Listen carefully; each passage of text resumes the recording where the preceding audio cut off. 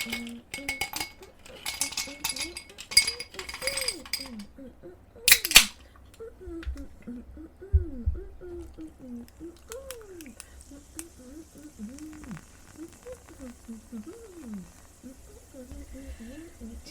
Cheers. Well, it's that time again. I'm Annie. And I'm Susan. And this is Two Friends, One Chat. Why do we always put our fingers up when we do that? I don't know, you guys, but we really do. I promise in the future we will develop The Office, and so we'll film it so people can see, like, this is real. Is it like, I don't know, like, am I trying to remind myself or remind you that it's, I don't get Two Friends, One Chat. I don't know, man. I don't know. I mean, I do, at least I've heard, people have told me that I talk with my hands. Like, I do a lot of gesturing. Oh, you definitely do. Yeah. So Yeah. Maybe that's just my thing.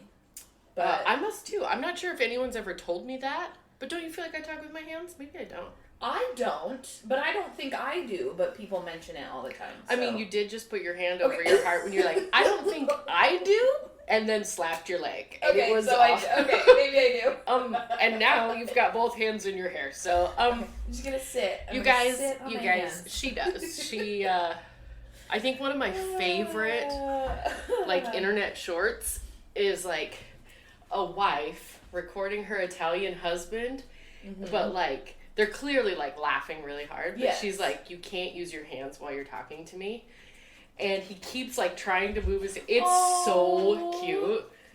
Just gotta sit on my hands. I wonder, you guys, if you can hear Franny.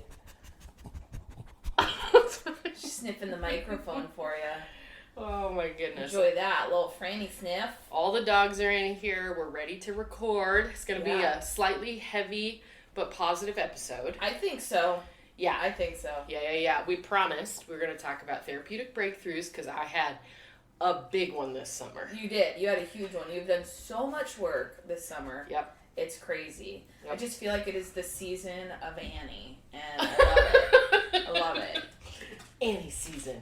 Because I mean, last season, I loved every single moment of it, but I felt like it was a lot of vulnerable Susan. Oh, you know what? That's a good point. So it's not like Annie season, it's like vulnerable Annie season, which is kind of scary. I feel like this season we're getting to know you and your past and your stuff and your your baggage a little bit more. Yeah. Whereas season 1, I think we did more of mine, not all mine, obviously, but just more of. Oh, I do talk with my hands now. I can't. You definitely talk with your hands. Don't bite. It's so awesome. I'm excited. Well, there's nothing wrong with talking with your hands. It's actually a beautiful thing. I'm excited for the season of Annie.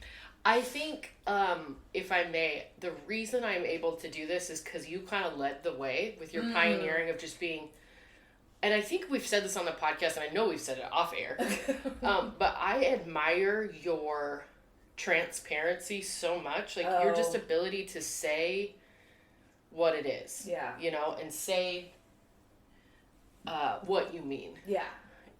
So, anyway, I think vulnerability is hard, but it is contagious. Wow. Yeah, it's a changer. If you really can truly find the people and the space and the ability to be vulnerable, it's amazing. It is amazing. And what I admire about your transparency is it's kind of like what we talked about in previous episodes. You can't use your trauma and your truth to control other people, right? No. So, like in an argument, you can't say, well, I was triggered, so I acted poorly, the end. No, you still have to make reparations for that, right? Yeah. But I think the way that you talk about your past traumas doesn't guilt or shame anyone involved. And it really... I hope not. No, it doesn't. It really doesn't. Like, that came through very true to me, which made it easier for me to talk about my past stuff because I know my parents love me. Yeah. I also know that they are really flawed people and have not owned their shit. Yep.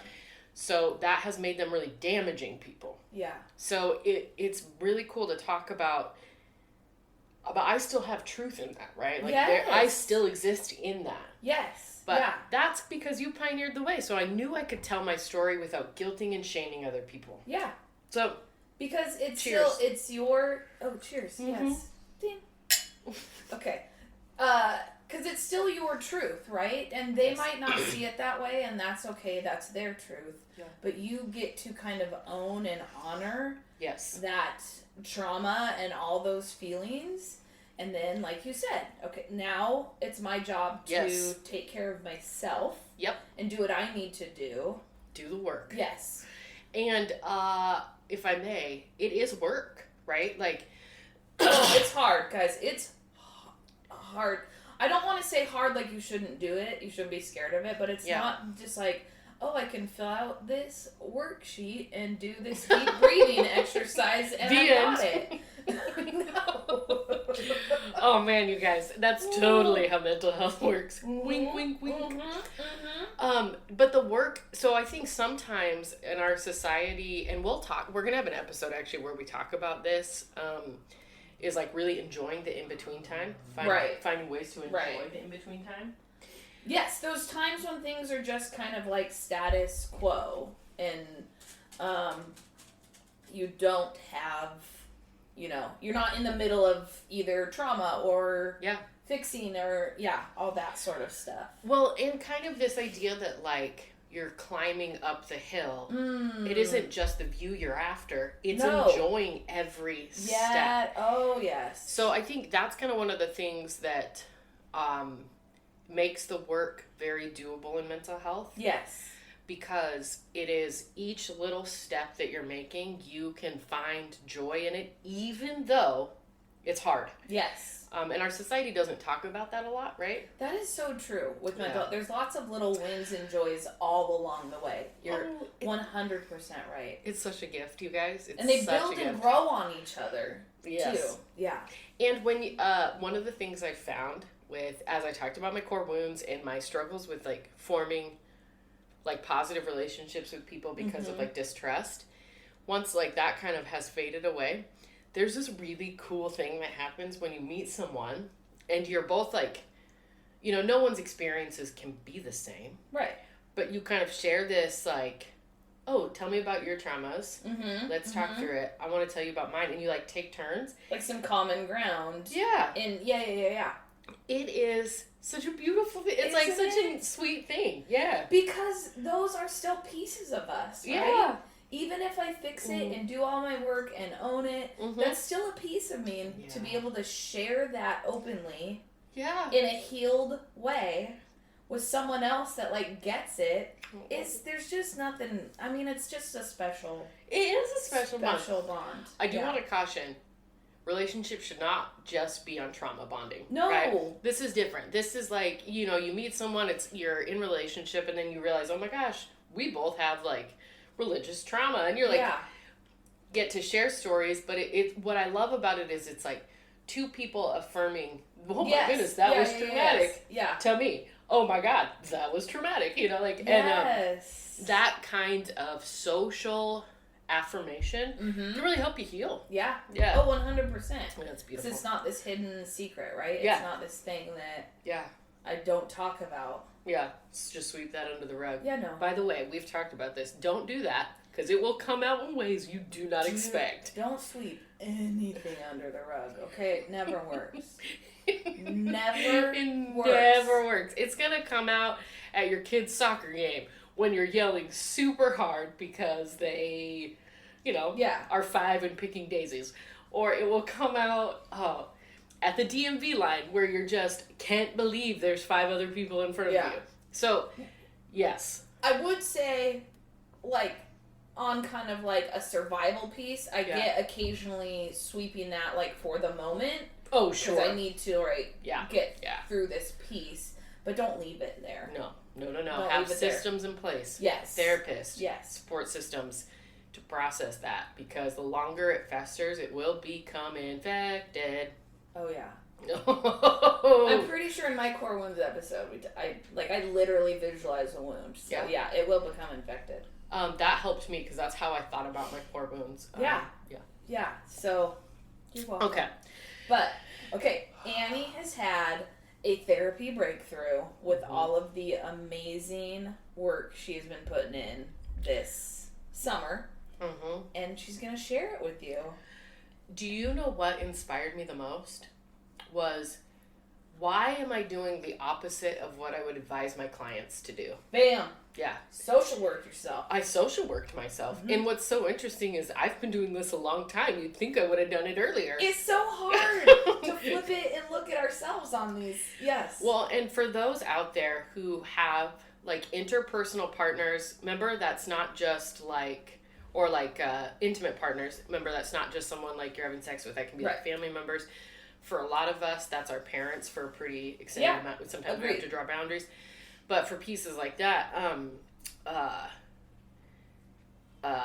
if you have someone in that primary circle that struggles with power and control, it can take a really, really long time to move your brain out of that. Yeah? Oh, yeah.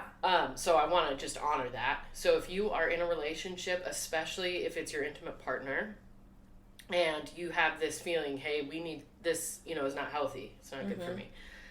I can't encourage you enough to remove yourself from it. Yep. And stick to that for like a year and a half. Right. And see, because you will start to see differences. Yep. Now for me, that relationship was with my parents. They really, really struggle with power and control. And that has really warped my perspective of both authority and my ability to like make my own choices. Yes. And we talked a little bit about that in Core Wounds, but so yeah, I have siblings, and we've been very we work really hard to keep our parents happy because again, they were not safe if they were not pleased. And that was physical, and that was emotional, and that was really obvious. Yeah. And so finally, there was a series of events, and I was finally honest with my dad, and I said, hey, via text, because he had called and kind of like yelled at me. And I'm almost 40. This is so nuts that I'm telling you this at 40, right? Like, I mean, it's nuts and also kind of awesome because at least I'm finally learning. At least you're doing it. Yeah, exactly. And of course, the phone call went poorly. And the next day I got like... what? Oh, yeah.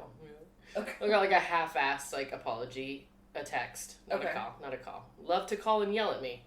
But then text the apology. Oh, interesting. Yeah, there's a theme. Okay. So what I just decided was I finally sent a text that was like, hey, our relationship is strained, and I think it's worth a conversation, but I'm going to need other people there, right? Okay, so just really laying it out. And here's the thing, you guys. If you are in a relationship with someone who struggles with a power and control dynamic, and maybe you haven't done a lot of like look into what that looks like, so a couple of things that I would recommend. If you have a conversation with someone and you walk away feeling not heard, feeling like you were the only one at fault, and from that conversation, nothing changed. Right.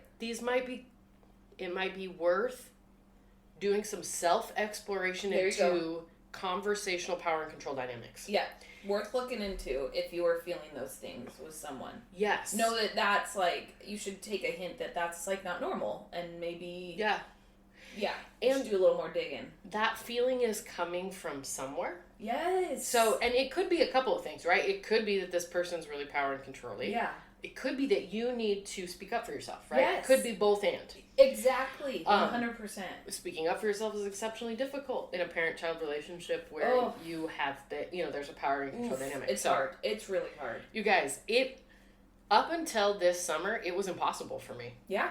So I just want you guys to know, after I sent that text, I got a return text that was like, yeah, sure, let's talk tonight. And I was like, no, I need time to emotionally prepare. Yeah. This is a person, and I want you to know that two ideas exist. I know my parents love me. I also know that they have severe trauma. Yeah. And struggle with power and control, and I'm the last thing they had control of, and they have struggled with that. And in my defense, treated me remarkably unfair. Agreed. Yeah. Agreed. It is what it is. From what I know, agreed. Yes. Yeah. And it's so noticeable other people have noticed. Right. So, which says something. It does. It really, it says something. It's actually super affirming. But, yeah. Okay, so, it's at this moment when, first of all, I felt so bold for saying that I needed time to emotionally prepare, and it was real, right? You do, because you just said, like, you need to really talk about this. And to me, like, that doesn't mean, like, let's just chat real quick on the phone. Oh, yeah, this isn't a one-time deal. Thanksgiving, right? Like, exactly. Yeah. Like, we should probably have a mediator or a counselor involved sort of stuff. Exactly. Yeah. And then I was thinking about it, and it was at this moment where I was like, would you ever tell a client to have a conversation with someone who was... Now, again, I'm telling you this knowing my parents loved me. Right. They are abusive. Mm-hmm. So two things can be totally true at the same time. Yes. So I would never advise a child and parent, no matter what the age, to have an initial conversation about power and control dynamics without, like, work done on both. Yes. Ever. And it was like this weird realization. I don't have to. I'm 40. I don't have to have a conversation with you. No. You don't. I don't. You're right. So I just was like, you know what I need to say? There's some truths I really need to say. And I know this person dysregulates me. Whether they're doing it on purpose, whether they know it or not. Right. They still because that's how they control you. Yes. Yep. And that, by the way, you guys, that's a very common power and control dynamic. So that's why I'm like, if you're in a conversation, and you're feeling like your wheels are spinning and you can't make sense of what's going on, you have every right to pause that conversation and regulate yourself. Yeah. Now, because people learn to dysregulate you subconsciously to get what they want. Wow. Yeah. I'm goosebumps. This is real. Me too. Yeah. Oh man, you guys, so awesome. Okay. I was kind of nervous to do this episode too, so I'm really actually loving this. Yeah, you're getting into it. Okay, so I took my own advice, what I would advise a client to do. And said, hey, a conversation, whether phone or by face, is not safe for you, is what I'm getting. And I was like, you know what? I'm going to send an email instead. It was pretty short. And it wasn't like, you did this. Because it really, my goal is to have a relationship with my dad someday that is doable. Yeah. That's gonna take him doing work, and he's gonna need to apologize for some shit. If he wants what you want. Yeah. Yes. And I put this in the letter, and in the letter is really precise. It just says, hey, in reflecting on thinking we should talk about this, I'm realizing you dysregulate me because if I don't make you happy, you've been physically and emotionally unsafe. And that is a very true comment. Like, so I just was very direct, spoke my truth, said, I don't even want a response from this. Yeah. What I want is for you to really engage in mental health. Yeah. Yes. And I want you to build your own support system. Yes. Only then, I think, can we ever hash out stuff. Yeah. And I have built a life. I don't need to hash out that stuff. And I want to be clear with listeners, my desire is to have a wonderful relationship with my parents and family. Yeah. I am blessed with incredible siblings. And they were so helpful in this. In all of it. Yeah. I mean, because I'm the youngest, so I have, huge insecurities. So I'd be like, oh, hey, should I send, you know what I mean? Can you talk this out with me? Can you, so I am very supportive. Fortunate. But I felt, and I waited a couple days, I reread the email, I wanted, none of this was meant to be reactionary. It on a whim. No. Yeah. And I wanted to make sure that it's, in the email I even referenced, it's really important for me because one of the family dynamics I have learned growing up in our family is that you say one thing, but your body's saying a complete other, which is incongruent communication. Yes. It's a huge manipulation tactic. Sometimes, you guys, I promise you may not even know you're doing it. Wow. The most common episode is when boyfriends are like, are you okay? And the girlfriend's like, I'm fine. Oh. That's a really basic right. Because she's not fine. Right. The words say I'm fine, but her body language says she is not fine. She is not fine. Okay. And that, I even referenced that at the beginning of the email. Like, hey, I want to be completely true. I want my body to be saying what my words are saying. Okay. And I can't do that because I'm unsafe around you. And yeah, you can't do that in person with you. Yeah. It's just not safe. But hopefully someday. Yeah. But you gotta get your shit. You have to take responsibility. Yes. And if you don't, super sad, you're missing out. I'm awesome. I'm super fun. Yeah. I'm worth having a relationship with. Thank you. Oh my goodness. You're totally missing out. Yeah, totally. You're lost. I'm funny. More for me, so. Yeah. I play Yahtzee like a son of a bitch. I do love Yahtzee, actually, you guys. I really love Yahtzee. Yeah. Yahtzee's a great game. I've started playing Yahtzee by myself in Zooms. Yes. And it's like a new level of Yahtzee. So, okay, you're welcome, listeners. Okay, what you do. The goal is, of course, to get the highest score you can. Yeah. Every roll has to be a legitimate score. Otherwise, you have to start from the beginning. And that includes, if you're 1 through 6s for all my Yahtzee lovers out there, it has to be 3 of each one because that's how you get your bonus. Right. If you play, you know what I'm saying. The true Yahtzee players know. Mm-hmm. They know. And then you just see how far you can go. I love it. Yeah. I'm not super proud of that, but it's a great game. I think it's a fun little party trick. It is a party trick, especially when you move to a new place and you're on a lot of Zooms. So many Zooms. You got to do something. You got to find something. You do. But I digress. That was my huge therapeutic breakthrough. Yeah. That you're worth it. That I'm worth it, and I need you guys to know I didn't want to send it without the intention behind, I love these 2 people who have damaged me so severely. Yeah. There are times that both of my parents are so fun. Mm-hmm. And I would love to experience that again. Yeah. But I can't do it at the cost of, me having to pretend to be someone I'm not. Yeah. And me having to pretend that, things weren't pretty terrible for me growing up. Yeah. And even into adulthood. I mean... Yeah. Right. You needed time to honor those pieces. Yeah. And stop them from continuing to happen because they do. They still do. Yeah. That's exactly why the incident over the phone, I was like, why am I almost 40 and dealing with this? Yeah, this is crazy. I'm done. I can't do this anymore. Yes. I'm so tired of being dysregulated. I'm so proud of you. I was really proud of myself, you guys. But then I think, and I want to reiterate, you did the right thing I don't even like that way I phrase that, I'm sorry. Yeah. But you did a great thing in pausing, right? Yes. So not reacting. Nope. Because do we all want to rip people a new one? Yeah. Yeah, we do. Well but said.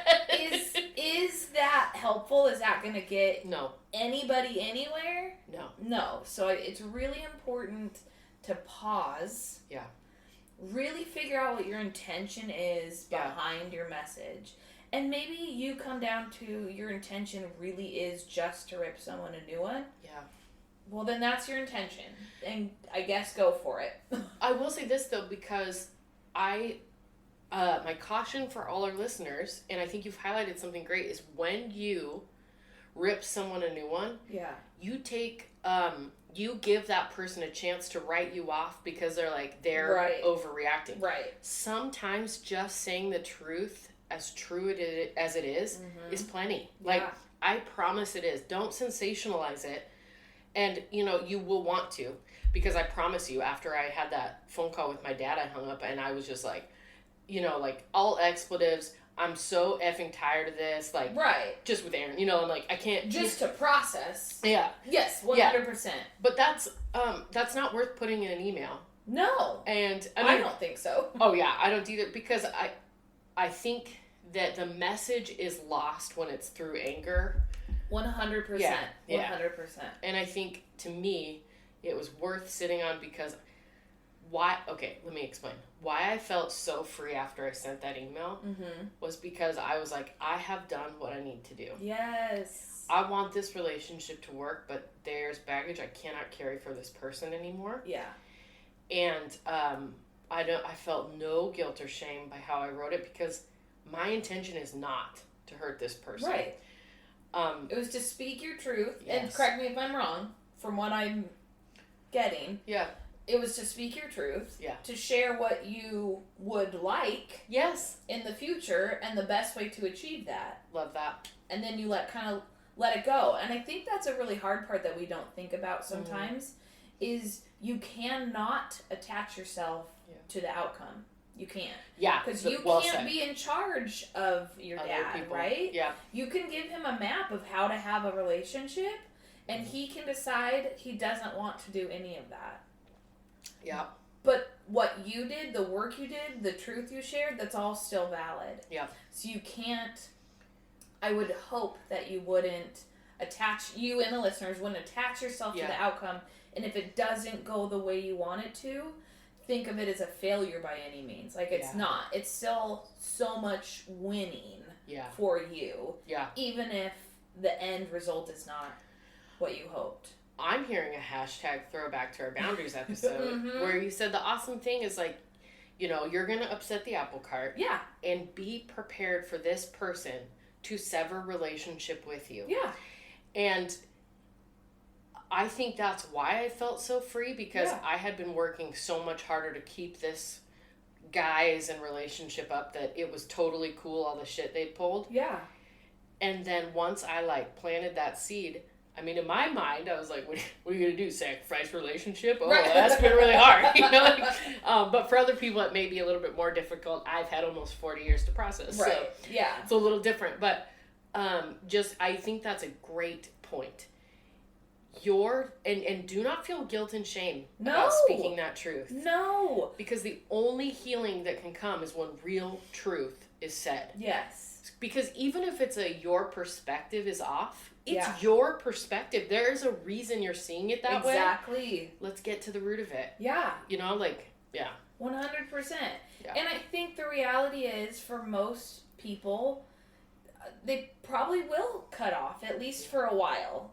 You know, and I do think, while maybe at the beginning, and not necessarily in your situation, but for listeners, like I said, I think people will probably pull away, most of them, but I don't think all hope is lost every time. Sometimes that person will go away forever. Yeah. That just will happen. Yeah. But other times, maybe you've planted the seed. It might take them 6 months, a year, 2 years to be like, oh, this is what they were talking about. Now I recognize it's an issue. I want to work on this. I want to fix it. Yeah. So I think if you really are setting those intentions, you could, on some level, help that person even down the road if it's not, you know, immediately fixing your relationship with them. Yeah. And I cannot stress enough is that you need to tell your truth. And I think it's great to have support systems to, like, give you a discount double check, which Susan doesn't get that reference, which is so wild. But it's really important so that you feel stable in your response. Yeah. A lot of the undertones of this episode are talking about power and control. Yeah. And I think one of the things that I have really blossomed with having parents that struggle with power and control is, like, being on the receiving end of that in a really negative way helps you see and learn that pattern. And not want that in your life. Yes. So, Brooklyn Nine-Nine, which is, like, one of my favorite shows on the face of the planet. Very funny. Love Very it. funny. What is the guy's name who's their sergeant? Super buff, and it starts with a T. I want to say Terry. But what's Terry's last name in real life? I love him, first of all. And he has a wonderful backstory. But he said something really pivotal to me. Probably has no idea. It was like in an interview. His real self. Interview. Okay. And he said, you can't love and control someone at the same time. And like he was talking about, like, his cycle of parental abuse. And it was like, once he said that, I was like, oh my gosh. And I'm not sure if that statement is like a blanket statement true for everyone. But if you have grown up in a power and control dynamic, it rings true to you. And it was like this sudden, like, I want to control no one I love. It is their choice if they want to be in relationship with me. Yes. And I am thrilled to have them here. Yeah. You know, like, So, I don't know. And if you don't, I wish you the best. I wish you the best. Yeah. But, like, I am not going to make choices for you. I can't. I don't want to. Yeah. I'm out. I don't want to. I'm out. Yeah. I'd rather just chill by the pool with Susan. So, yeah, I'm out. Bye. Oh, man. But, yeah, that was a huge therapeutic breakthrough. And I'm hoping that because power and control dynamics can be super subtle. Oh, yeah. So I'm really hoping if you are there right now or you have experienced that, very likely you have, especially if you're female. Not to say males don't experience it, sure. It's just we've got a higher rate. So, yeah. Hey, so lucky. Welcome. Uteruses, yay! Oh, we're children. But I really hope this helps you maybe identify some patterns either in yourself, how you're feeling, from people in your life, and gives you some inspiration and tools, because I need you to know that on this end of it, it feels great. On the other, I think that's the hardest part that, like, to explain to people is how amazing the other side of mental health is. You know what I mean? Dude, no you crying. Guys. Like, I just want that so much for us and our listeners to, oh, man. I'm sorry. No, it's okay. To do that work, which is really hard, but it is so beautiful. Oh, you guys. It is so beautiful on the other side. It's worth it. It's worth the work. It's worth the work. Oh, man. Sorry. No, it's so... I don't know why. I'm not crying, you're crying.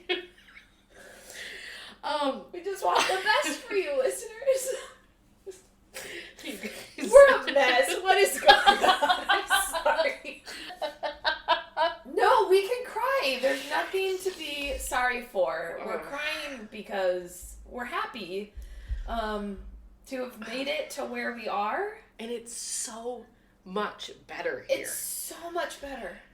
It's not perfect, right? Oh, of we still course have not. bad days. We still learn. We still grow.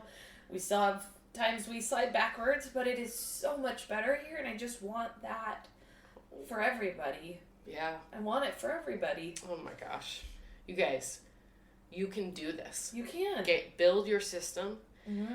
Get a therapist. Yep. Dig in and take your time. And this is actually a weird plug for our next episode. Okay. We're going to talk about celebrating those therapeutic wins and how you do it. Because, you know, I had this breakthrough or whatever, and I kind of sat on it for a while. And I cried like through 2 days of writing that letter, right? Oh, I'm sure. Just on and off, on and off, on and off. And then all of a sudden, you know, I sent it with like my system's support and like really checking to make sure like the intention read pure.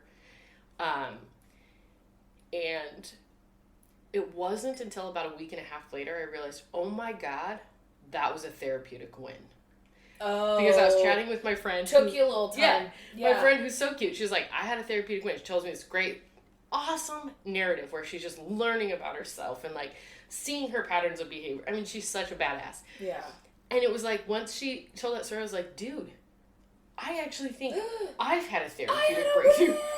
And then we like started talking, and then it was like two people celebrating people learning about themselves. Yeah. And stopping poor patterns of behavior. And like, so in our next episode, we're going to talk about how do you memorialize your therapeutic wins? Who do you talk to? And naming and owning that. Yes. Yeah. Oh, yeah. Which is just going to be fun to talk about. Oh. I'm gonna win, no matter what. Oh, what? Who sings that? Is that? Oh, I don't know. Oh, no. Win. I think it's Nelly, isn't it? Okay. I'm pretty sure. We'll have to Google it. It's me. I sing it. Susan's like, I wrote it. Don't worry, I copyrighted it. At least I was in the nice way. Every once in a while, Jeremy will be like, who sings that? Oh, I'll yeah. be like, oh, it's so-and-so. And he's like, yeah, not you. My aunt did that to me once. She's like, better keep it that way. I'm like, okay. She's actually a very funny person. Love the emotional roller coaster we ride on. Mm-hmm. So thanks for joining us. I'm so happy. And also, this was a heavier episode. So if you need some time to process, take it. Listen to music. Play your video games. Yeah. Just let the seeds be planted. Yeah. And feel it out. And if you have a therapy breakthrough. Oh my God. Share it with us. Dude. I mean, not obviously the whole, you don't need to share it with the whole thing with everybody, but like you can. Yeah, if you want to. Well, honestly, too, I was thinking about this, we should open the lines for, like, if you want to send an audio file of you just describing your therapeutic breakthrough, I'm in. Yes. Oh, I love that. It's contagious, man. Share that shit. I love that. Okay. Share it up. Share it up, share it up. Oh my goodness, I love Rihanna so much. 2friends.onechat@gmail. Yep. You can share it that way. Mm-hmm. Written or audio. Yep. Love it. Oh yeah, you can definitely sell it. You can email an audio file. Yes. Okay. Yes. Facebook, Instagram. Feel free to comment on there. Yes. And share, or you can, if you just need to share it but don't want it everywhere, maybe they can just like DM us on there instead. Of course. Yeah. Whatever you need, do it. Share. Susan's kind of our social media goddess because I'm like super bad at it. You guys, like, I'm not even just super bad at it. I just won't do it. It's so. That's I a just very won't. good point. You just don't do it. Yeah, and I want you to know it's not for lack of trying. I'm just really shitty. I like just am like. I'm gonna just disengage. It's like my body's like, nah. And out. Yeah. But Susan is amazing. So if you reach out, we will get back to you. Yeah. And then, the other thing, Apple Podcasts, if you could rate us and write a comment. Yeah, that'd be super helpful. Yeah. And then, you can visit our website too, or send the website to friends if you want them to. Yeah. Then it's, 2friendsoneshot.com. Yeah. Very easy. Yeah. Share it out. Yep. Our whole podcast, maybe a particular episode you just think someone could benefit from. We did just find out one of our really good friends who works with families shares the advanced directive episode a lot to help people understand the power of it, which is hilarious. I cry throughout the entire episode if you haven't heard it, but because she's not a social worker, so like she doesn't want to just like particularly have that conversation with people. So she just sends them the episode. Honestly, instead. You can use us as resources for things like that. And if there's a specific topic you want us to kind of make like a casual resource for, I love that. We're licensed, we'll do it. I love that. Sounds great, actually. Yeah. It was really fun. Okay, I think that concludes today's episode. That went way better than I thought. I was super scared. Crushed it. Again. It's the season of Benny. You guys, I'm being real vulnerable. But it is my truth, and the only thing that will come from truth is good stuff, even if it's hard. I believe that with my entire being. 100%. Yep. Okay, you guys are awesome. Take care of yourselves. Yes. I'm so happy that you listen, and we'll see you soon. Yeah. We will. Bye. Bye.